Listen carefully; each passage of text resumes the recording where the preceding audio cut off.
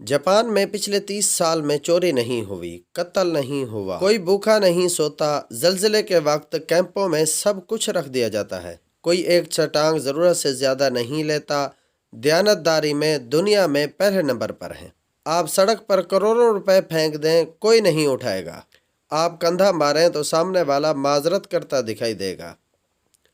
तरक्की और टेक्नोलॉजी में दुनिया में 10 साल आगे जीते हैं। काम इतना करते हैं कि वज़ीर आज़म हाथ जोड़कर आराम के मशवरे देता है। सिगरेट की राख झाड़ने की डबिया जेब में रखते हैं। सफाई इतनी है कि सड़कों में मुंह नजर आए। पाबंदी वक्त इतनी है कि 5 मिनट ट्रेन लेट हुई तो पूरी कंपनी ही बंद कर दी।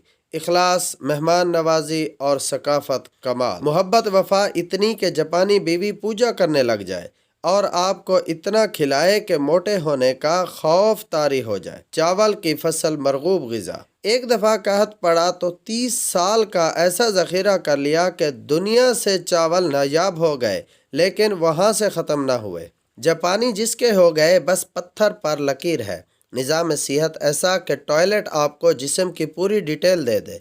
2 नंबरी और बेईमानी का तसव्वुर महाल।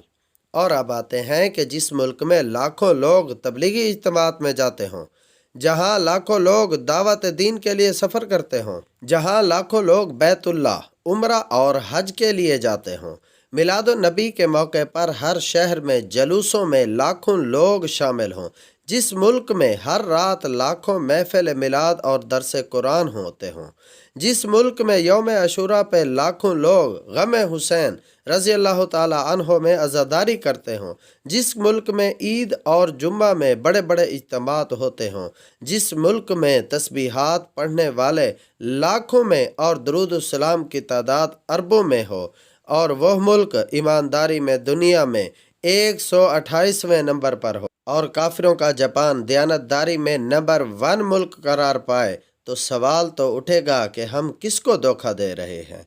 हम खुद को धोखा दे रहे हैं या अपने खुदा को धोखा दे रहे हैं? क्योंकि हम दुनिया को तो धोखा नहीं दे रहे, दुनिया हमसे आगे जा रही है। दुनिया तो हर काम में आगे है।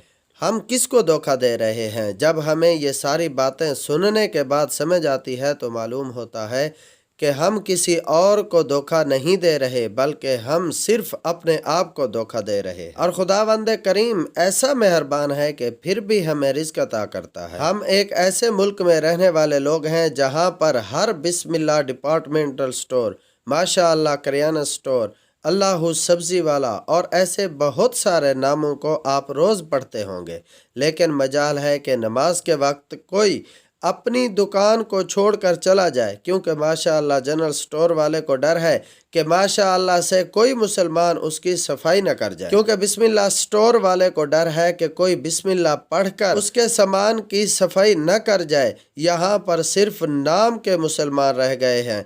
पाकिस्तानी कौम सिर्फ नाम की रह गई है। पाकिस्तान का मतलब क्या था? ला इलाहा इल्लल्लाह। हम जापान चले जाएं तो जिन लोगों को हम काफिर कहते हैं, उन्होंने कुरान मजीद में से तमाम चीज़ें जो हमारी मिरास थी, और हमने तमाम उल्टी चीज़ें जो किसी वक्त काफिरों की मिरास थी, जिंदा दरगोर आज भी हम लड़कियों को कर देते हैं। आज भी किसी के घर में कोई लड़की पैदा हो जाए तो उसको फ़ोन करके ये कहा जाता है कि फ़िक्र नहीं करनी, इंशाअल्लाह अल्लाह तुम्हें बेटा भी अता करेगा। अरे बेटे मांगने वालों, पहले अपने लिए ईमान तो मांग लो। मैं आज अपने देखने वालों के साथ मिलकर अपने रब्बुल इज़्ज़त से ये दुआ मांगता हूँ कि ऐ मेरे परवरदिगार, पाकिस्तान का मुस्तकबिल रोशन फरमा। मेरे पाक परवरदिगार, हम तमाम इंसानों के दिलों से मैल को निकाल दे। हम 2 नंबर बेईमान लोगों के दिलों से बेईमानी निकाल दे। मेरे पाक परवरदिगार, हमें सुकून वाली ज़िंदगी अता फरमा। आमीन या रब्बल आलमीन।